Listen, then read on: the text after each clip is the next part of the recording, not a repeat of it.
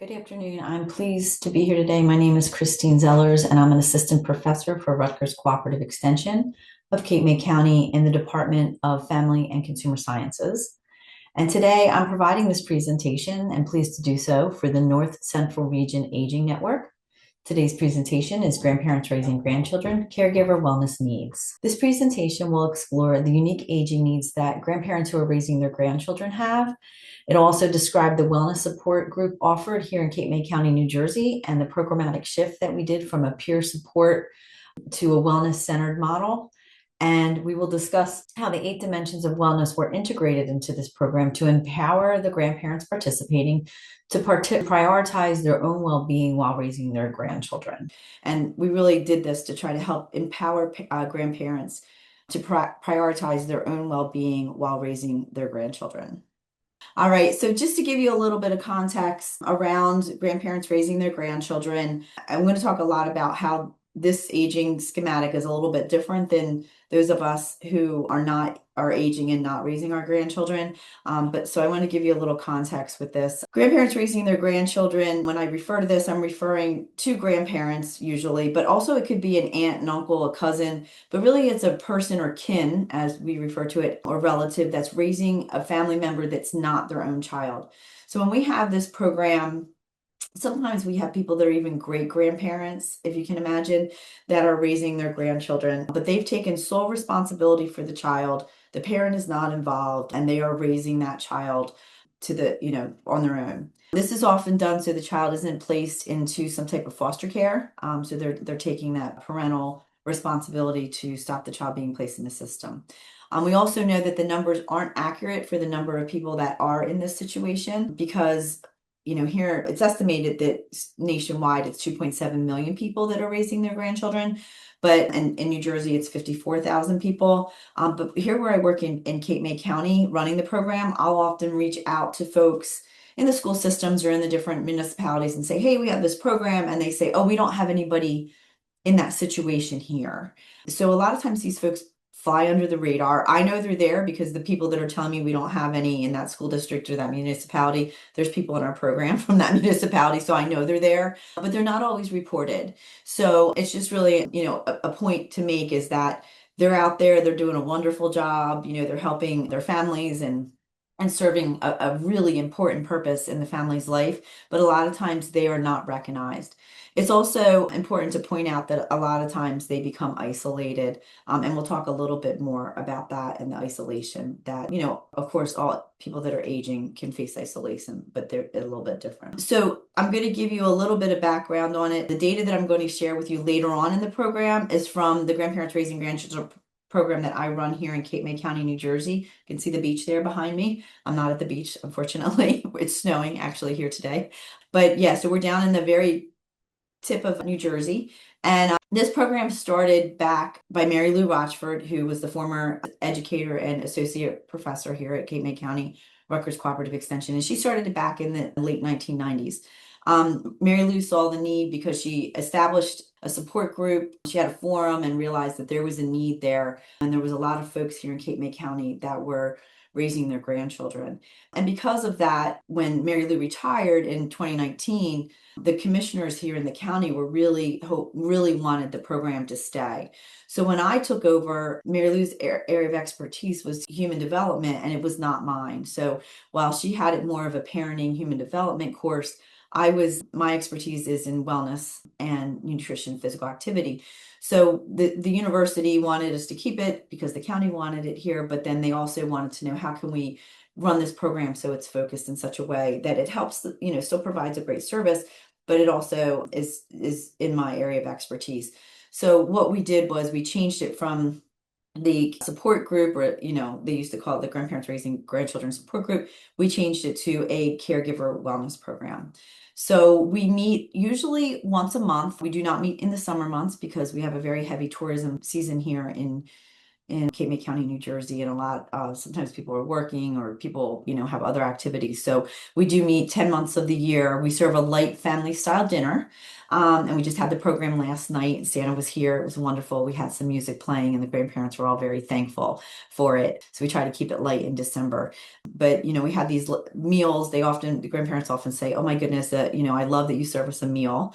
So they have a light dinner. It's all together, family style, with all the other grandparents involved. And then after dinner, the grandparents move into another room away from the children, and they're offered some type of educational opportunity that focuses on their unique needs. And the children engage in a different room with a focus on team building skills, STEM activities, and peer-to-peer support as well. The program assists the grandparents with caring for themselves. It strengthens family relationships. It provides educational programs, identifies community resources for the specific needs of these families and the family dynamic that they have, and it seeks to improve the quality of life for the families. Time is always set aside at the end of the presentation, the educational presentation that the grandparents have, so that they can have some peer-to-peer interaction. And there was a lot of that last night. We didn't have an official breakout lesson. Like I said, we keep it lighter in December, but it gave them the opportunity to get to know one another, each other better, and create a support group for themselves. It's a very deliberate time that we've started setting aside because they asked for that. But it's also important because we've seen friendships flourish. Two grandmothers met here. They had children that were grandchildren in similar age groups. The kids became friends. The grandmothers became friends. And lo and behold, they lived like a block apart and didn't know the other one existed. So they were able to create a friendship and their own little outside support system from it, which made us all really happy. So like I said, we developed the program around the 8 dimensions of wellness. And if you're not familiar with them, on the screen here, you'll see the list of a short definition for each of the 8 areas of each of the dimensions of wellness. And they include social, emotional, physical, intellectual, environmental, occupational, spiritual, and financial. And the programs here, they aim to incorporate these dimensions throughout the setup. So it's kind of our framework that we use, the 8 dimensions. But what we try to really focus in on is some of the definitions and what they include. So we try to promote this with the grandparents: satisfying relationships, pleasant and stimulating relationships, satisfaction. And you can see here, it's a lot of the glass is half full, not half empty. Recognizing or being aware of things. It's really hard in everyday life to be mindful of what's going and aware of what's going on around us. But when you're in this new situation or unique situation, it becomes even more difficult. Knowledge. So obviously we're going to focus a lot on knowledge gained as we do an extension. Enrichment, connection, and belonging. That goes back to what I was saying in the last slide about, creating an environment where these folks feel very connected with one another, so they have that support for each other. And then support system. And then finally, having purpose. And all of these things we are constantly tying in the positive of, trying to make sure that the grandparents and the caregivers are being met with positive purpose. For some reason, my slides are not keeping up. Oh, sorry about that. I skipped a slide. This is the slide that was just up. I was losing my slides there. Sorry about that. So this is the slide I just talked about with the definitions. And I'd like to provide a little bit of context for those folks that are raising their grandchildren. And I'd like to give a look at the unique needs based on what I've learned from working with this group in Cape May County. Because I think, again, we're all aging, but how we age is a little bit different naturally. But then for this caregiver group, it's a little different. So one of the things that makes it different, a lot of times if you look in the research, there's a lot of research out there about caregivers who are caring for someone that is the same age as them. So they might be, a spouse or a partner. It could be a sibling or a friend. So there's information out there, and there's different services offered around that. But especially here in New Jersey, there's not an abundance of caregivers that are in, aging caregivers or senior caregivers who are raising grandchildren. So I get a lot of calls. Like I said, the program's been around since the 90s, but I do get a lot of calls from folks who are counties away who want to come to this program. And I think that it's worth saying that, they are looking for the support, but because it's different, it's not offered a lot. So if you're interested in starting a caregiver wellness group in your area, reach out. I'd be glad to, give you some framework beyond this to help out if it's something of interest in your need. And like I said early on, A lot of times they're hiding the woodwork that people don't know that they're there. So there's some specific circumstances that make this group a little bit different than other folks that are caring for just themselves or maybe a family member. And I think many of the grandparents would agree, I'm a grandparent, that we have our children when we're young for a reason. As our bodies age, it can become, more physically demanding to keep up with the energy levels and the needs of children. And you know, it's really a lot more physically demanding to deal with. In the program I oversee, I have had great grandparents, like I said. We have varying ages from folks that are in their 40s all the way up to their upper 80s. And while it's a really wide range of ages, there's also a wide variation of needs. And also what the services they need and the benefits that they need. So for example, physical capabilities might be limited. Some grams come in with canes or walkers and they need help with the little ones, or just being able to lift a child. Think about if you have a walker or a cane and you're trying to lift a child or care for a child. So there's needs that might be a little bit different than caring for other ones. Plus those little turkeys, they're hard to keep up with. I know my toddler grandparents or toddler grandchildren are very difficult to keep up with sometimes. Some of the grandparents may be retired while other ones are working, which creates childcare issues. Some have reported being retired, and then having to go back to work because finances won't allow for the grandchildren, to support the grandchildren and the financial needs of them. I had one grandma tell me that she was actually working at a job and she wanted to asked her employer if she could change her hours a little around to get the kids off the bus when she got custody of them, and the employer wouldn't do it, so she had to leave her job. So a lot of times, there might not be the situation where they're willing to work with you, and you took the job, you didn't have children, and now you have a family. So some stressors like that come up too. There's also been published research that we all know about showing that social interaction is so really integral for seniors as we age, and having the positive attributes of having that social interaction. How can it help our intellectual wellness and our physical wellness, our emotional wellness? So there's a lot of research out there about that and coming more and more rapidly. But for seniors who are raising their grandchildren, their social opportunities can become really limited and non-existent, like other seniors, but in a different way. So some say, some of the grandparents we've run into say, my friends are off traveling and enjoying retirement, and I can't do that anymore because, I have a grandchild now, so I can't just take off, and go on vacation with my friends or something like that. So they're not able to travel a lot of times, or they'll say, I take my grandchild to the park and we're playing, but the moms that are there are even younger than my children. So we don't have a lot in common, and that can feel very isolating. But it's a reality because their peer group changes really drastically. And this program supports them in this way. It helps them to have that interaction with folks that are kind of going through the same thing that they're going through. So we always try to provide resources. We give them little go bags all the time with all kinds of things that are going on so that they have the support system they need. But it's often hard for them to get that. And it's also difficult to, as a group, every one of them has such unique needs. Some of them have custody, some of them are getting guardianship, some of them have just gotten the children.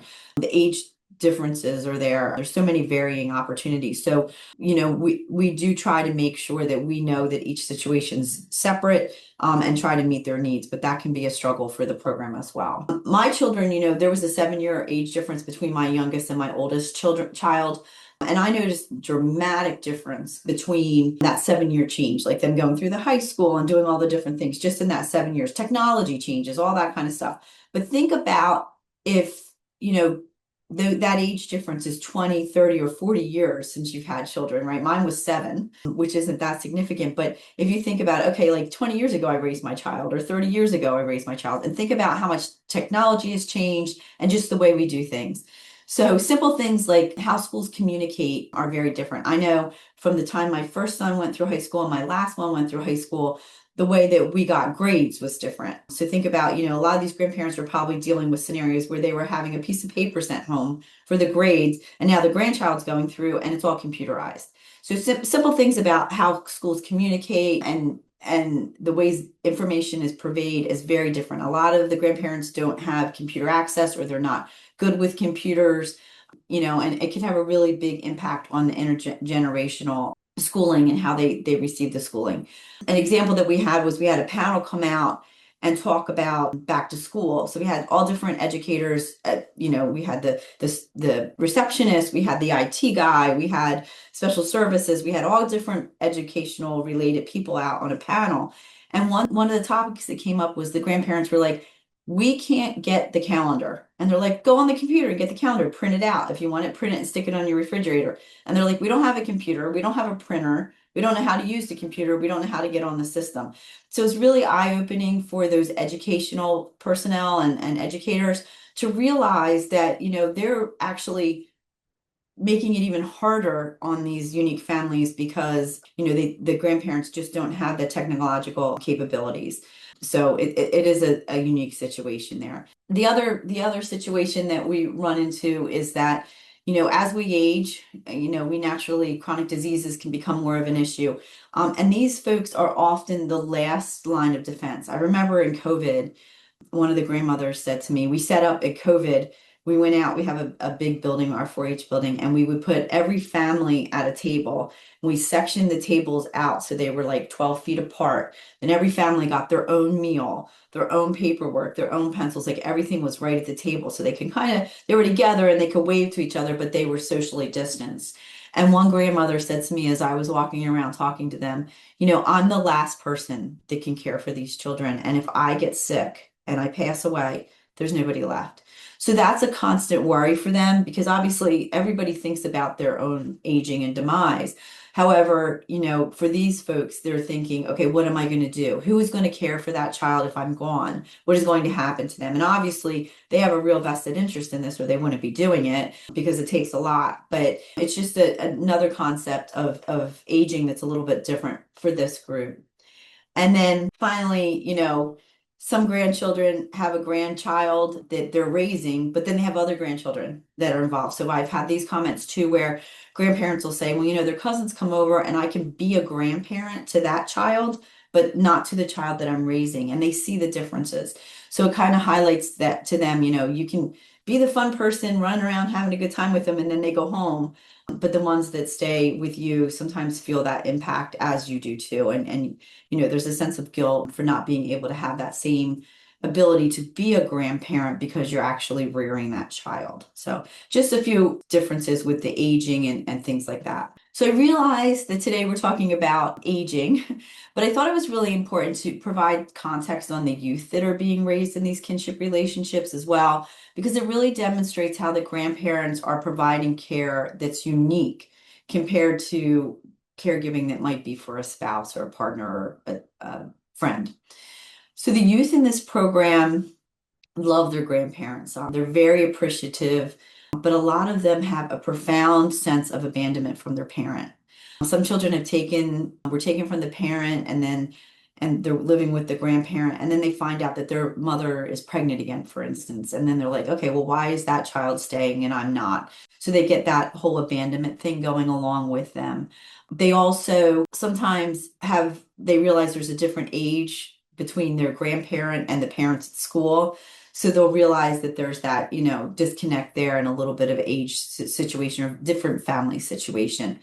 They're also aware that the grandparents are also struggling with loss, so the child could be struggling with loss, the grandparent might be struggling with having lost their child or, trying to cope with that. So that puts a different dynamic on the child and the rearing of it too. One child and grandmother that was in our program, they were both in tears and they came to me, and this just speaks to the joy and the appreciation. They came to me and we had a class on guardianship and getting, a will together and becoming a guardian. And the grandmother, after many years, the child was a teenager, was able to get guardianship. And they were both in tears. They were so happy. They couldn't wait to share it with us. And they came in, they had me in tears. It was one of the times I left crying for joy, but they were just so happy. And the grandchild was so appreciative of the grandmother. So the children definitely appreciate the grandparents, but then they're also dealing with their own issues, from this scenario. A lot of times the parents, they have custody because the parents are unable to care for the children because they've passed away, or maybe they're incarcerated, or they're just not able to, physically and emotionally care for the child. So there's a lot of different things going on there. And the grandparents and the children are navigating, being parents to a new generation, or the grandchild is being parented by a new generation that, might have even skipped a generation. So it might be two generations different. All right, so now that we have the context of the grandparents and the grandchildren and how they're, different from traditional families, and senior caregivers, are for the grandchildren are different than the ones that they're providing to a peer. Let's try to talk a little bit about the wellness needs. So what I did was in 2020, we started realizing that there was a need to find out what they wanted and what was of interest to them. So we started doing surveys. So I've collected data for the last 5 years. I'm going to review some of that towards the end here of the presentation. But we also asked the grands what they wanted to learn, because we thought, like I said, I'm a grandmother, but I'm not raising my grandchildren. So I, have a different perspective than they do. So I think it's all, everything we tend to do in extension, we want to hit our audience where they are. So I thought it was really important to look at what they wanted. And then when we found out what they wanted, we put it into the context of the 8 dimensions of wellness. So you can see here, these are just a few of the topics that we've covered throughout, but you can see here the programs that we've offered and how they break out into the 8 dimensions of wellness. What we usually do is we have outside agencies come in to support the areas that we're not experts in. Examples of that are like internet safety, cyberbullying, those things. We'll have the prosecutor's office come in to talk to the folks about that, which also gives them a really good, having the outside agencies come in, it also offers them resources in addition to the supports and the wellness opportunity. So it lets them know what's out there, and it gives them a sense of community and support as well. We also have had people come in. I don't have an area of expertise in financial planning, so we'll have people come in and talk about that. Have folks come in and talk about how to, work with Social Security and things like that to help them navigate different systems. The areas, when we get to the end here, I'll just skip this part, and I'll go back to it. But there was 3 areas that are really identified as high needs in the surveys as we went through the years. And those were emotional, physical, and financial wellness. And you can see here, they're a little bit heavier than some of the other ones because we were, trying to, again, give them what they wanted. And because they were showing the need in these areas, we were trying to find ways to make sure we met those needs and best support them for their caregiver wellness so they could take care of themselves. And this is just a little list of some of the agencies that we have had that have supported us. They range from the surrogate's office to prevention to Mental Health America, Associate Mental Health America. So we've had a bunch of different people come in and speak with the grandparents. And again, this gives that whole, ability for them to know what's out there, do activities. We've had everything from, we've had people come in and do group painting sessions for social wellness and occupational wellness. So we've had all kinds of scenarios come in. And if anybody's looking for ideas, if you have a program and you want to talk about ideas, I have my information at the end of the program. Reach out. I'll be glad to help out with that. I love sharing and hearing about what other people are doing in these programs. I'll also mention that I know that Penn State Extension has a program that they wrote curriculum for that helps to identify they work around this basis with a specific curriculum. I don't have a curriculum for it. We just use the 8 dimensions and plug in what the grandparents need based on the surveys. So now that we have the background on the grandparents raising their grandchildren and their needs and what the varying family systems are, and that, let's look at some specifics on the impacts. I'm going to spend a little bit of time going over that data. If any time, you have any questions or anything, I can go back to them at the end if you want, and we can talk about those. I have adjusted the needed data that I collected to ask appropriate questions that are most important as the program evolves. So over a few years survey, we've evaluated grandparents' responses about the greatest area of comfort and discomfort in the 8 dimensions of wellness, and about their retirement status, also about their food security, their financial burdens, areas of assistance, and of course, demographics. These areas have been consistently collected since 2022 with some varying collection as needed year to year. All right, so the first one here, this is the areas of need for the dimensions of wellness. So we said, where do you feel you need the most help in the 8 dimensions of wellness? And you can see, as I talked about in a couple slides back, that emotional wellness, financial wellness, and physical wellness show the greatest level of need from the grandparents, which, it could be normal aging needs, like we take that into consideration. However, it may also represent some distinct needs of the participants because they're raising their grandchildren. To frame this question in the survey, we dive a little bit deeper into the dimensions and ask them other questions that kind of support this. Like if they're saying it's financial, then why is it financial? Is it, you don't have money for, you're diving into your finances because you're raising your grandchild, and we frame that in that way. So we'll talk about that in a second.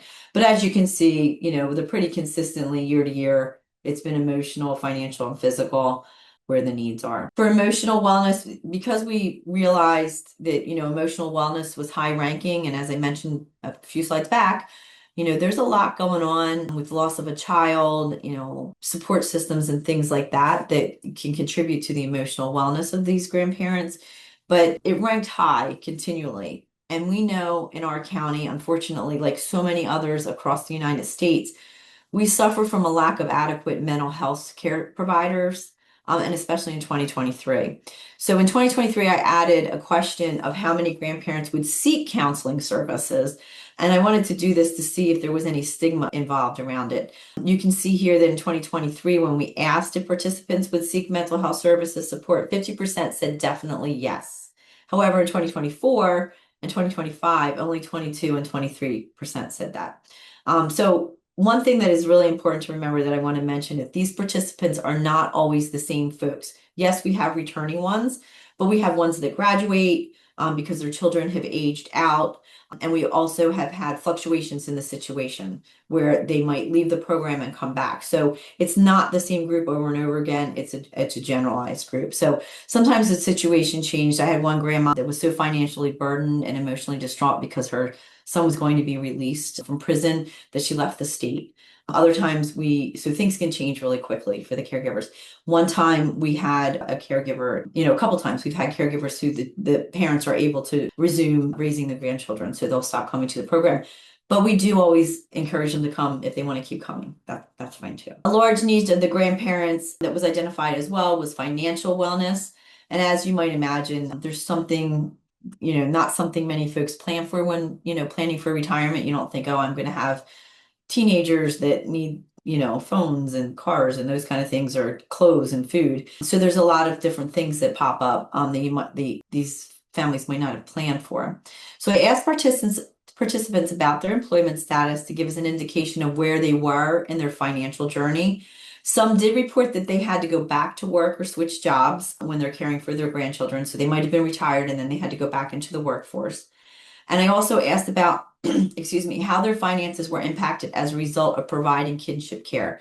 So specifically, if they were using savings or to provide the care, so if they were dipping into their savings, if they were having a hard time paying for medical bills as a result of raising their grandchildren, or if they were dipping into retirement funds to pay for raising their grandchildren. I also asked where they needed financial assistance, helping pay bills, buying food. A lot of times there's legal fees that are involved because there's custody arrangements and things like that. So they're incurring legal fees that would not be normal aging type scenarios. School supplies, you don't think about when you're getting ready to retire, you're going to be buying school supplies. So we asked that. Clothing. And then finally I asked if they wanted to learn about financial wellness.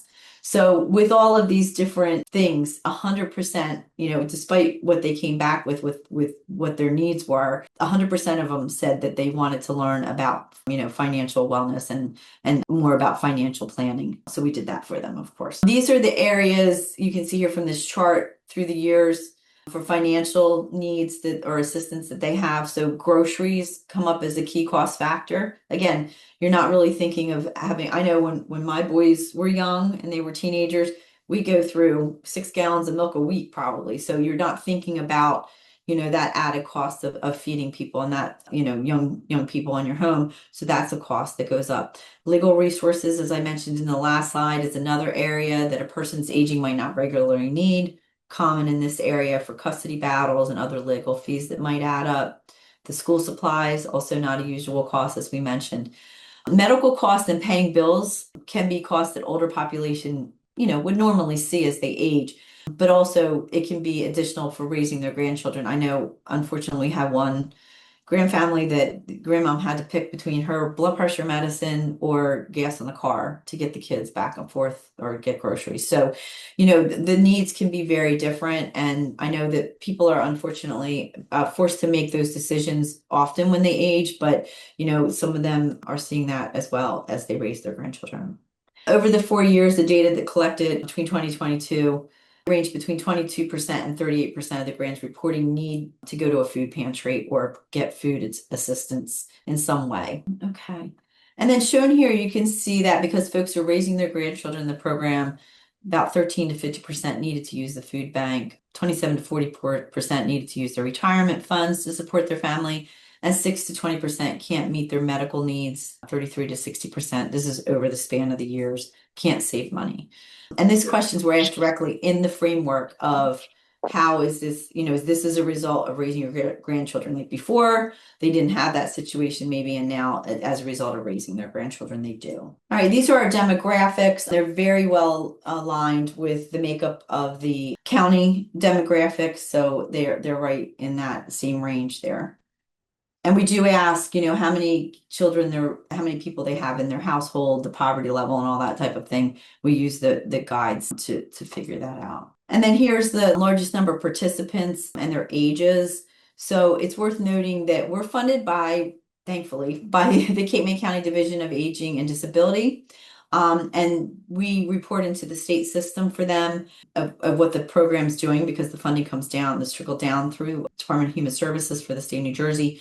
So we do often run into a scenario where the grandparents are raising their grandchildren, but they do not meet the minimum age requirements. So they're grandparents and they're raising their grandchildren, but they are not old enough to make the level into the system. So we get funded by them, but sometimes we're not able to record folks in the system because they just haven't made the age level yet. But we still tell them to come because we want them to have the support systems. And then the other part of that is that sometimes if they have, two grandparents coming, we can only count them per child. So it's like one grandparent, one child, and one grandparent. If they have two grandchildren, we can report both grandparents. But that, that's another reporting system issue with the funding. But we're still able to make the program work beautifully. So one of the questions that we wanted to make sure we asked the caregivers as well is if they felt like they were supported by attending the program. Of course, because it's the whole purpose of the program. So does it help to talk to others? They were pretty much overwhelming. Yeah, it helped to talk to others. And again, we're constantly trying to integrate that and give them more socialization time so that they feel supported by their peers. And then we also wanted to know, and I threw this question in the last 2 years, if they were getting more support, to take care of themselves better. And we did, most of them were saying yes, that they were taking care of themselves better. And they, when they walk in and they're telling me how something's happening physically, or they're having, I was in the hospital or this happened or that happened. I always say to them, well, are you doing this, this, and this? And they say, they're like, yeah, I know. Yeah, so I'm always, preaching the 8 dimensions to them, as are everybody that works with us, to try to get them to care for themselves. But it's a task. It's hard enough to care for yourself anyway. But then, you run into the scenario where it's difficult when you're raising your grandchildren. So Brooke's going to put the link here to complete the survey on the webinar, if you would be so kind to do so. I think she might. Let me check here. Yep, it went into the survey. So it's in the chat if you want to put that in there. If you could take the second to do that, it's greatly appreciated. And then finally, as I'm wrapping up here, I just wanted to say again that our program is supported by the Cape May County Division of Aging and Disabilities. And they help, that funds that they give us that helps provide the childcare, which is really important too, because then the grandparents can have time aside on their own. They also supply dinner for us and some of the supplies. The Cape May County Board of Commissioners and the County Commissioner Administrations are extremely supportive of this program. And I wanted to recognize them because they are such a critical part of this program. And then Rutgers Cooperative Extension has supported me as I change the programming and to fit, help it to fit to our community needs and, really knock out all the things that have to happen here. And this program would absolutely not be possible without the support of our great staff members like Brooke Scheer, who's on the call right now, and Elise Kimberly, who's program associate for RCE in Cape May County, who is currently working her way, is helping to lead the program. So it's been a wonderful thing to have both of those wonderful ladies on the program. We also have many wonderful consultants that show up each month for our grandparents and our grandfamilies. They help to take care of the children. They recognize, this one's having this situation so that we can, kind of figure out a strategy for next time to help them out, get the resources they need to make sure that they're able to care for themselves as best they can. I'm also so very thankful for all the community support we get, for the folks that contribute to the program. We get a donation from a group called Oceanside. They directly donate to the participants, so they help out. Like they just gave wrapping paper and Christmas presents to all the families, which was wonderful. And they're fantastic, and we so appreciate them. And then also, we do not pay our speakers. They donate their time to come to our program. We had a pianist here yesterday that donated her time for the holiday party, which was fantastic. It really set the ambiance. So we have great speakers and great people in the community that contribute from all over Southern New Jersey to our program, and we so appreciate them for donating their time and their kindness. There is a need. There's definitely a need for programming throughout our state, and I'm sure in other states as well. So it is something that, if you're interested in getting off the ground, I would love to help you, and just reach out to me. And then finally, I would be really remiss if I didn't say this, but the superheroes of our program are those grandparents that tackle this task all the time, with a smile on their face and a hug for their grandchildren. They're the best, and they face the adversity of life with challenges and dignity and love. And I just want to say that I always tell them this, pat yourself on the back, because they're doing a great job. And I really mean that. They do what they do with such love and caring, and we're here for them. They're always saying to us, "Oh, you're so wonderful," but no, they're the ones that are wonderful. They are just fantastic. So good job, grandparents. And then I also just want to make sure that we mention NCRAN's next January webinar, which is going to be Reframing Aging and Cooperative Extension, Tools and Resources for Extension Professionals. So I hope you'll join that. That's going to be provided by Lacey Brown, Sarah Ritchie, and Aaron Martinez, and Molly Hoffer. So I hope I got all your names right. Sorry. So yeah, so hopefully you'll join for that. And if there's any questions, you're welcome to unmute yourself or put it in the chat. If you have any questions, I'd be glad to answer those. Oh, and you know what? I must have left. I thought I had my slide in there with my information on it, but I don't see it. So I'm going to put my contact information in the chat. If anybody wants to email me and reach out, I'm glad to talk about the program or help you with anything you need. All right. I don't see any questions. Hey, James, how are you? Hey, can you hear me okay? Yeah. All right, cool. Hey, thank you very much for this information. It was very informational. Was there any type of grants or anything that you got? Maybe I missed that, or grants that you got to kind of support this program? Yeah, so we get funded through the Cape May County Division of Aging and Disabilities. They give us some money every year to support this, but I know that there are other funders out there. At one point I was seeking to help expand this in a couple other counties in New Jersey, and I looked at, there was a place called Brookdale, I want to say. I can look it up and email it to you. I don't know if they're still, it was during COVID and they were starting to fund these like new startup programs like these, but they pulled the funding in 2020 because they wanted you to meet in person, and obviously nobody could do that. But I will look and see if I can find that for you, and I'll email it out to y'all. But what I was going to say too is when Mary Lou started this program, she really championed it and asked the Department of Aging if they had any funding for it.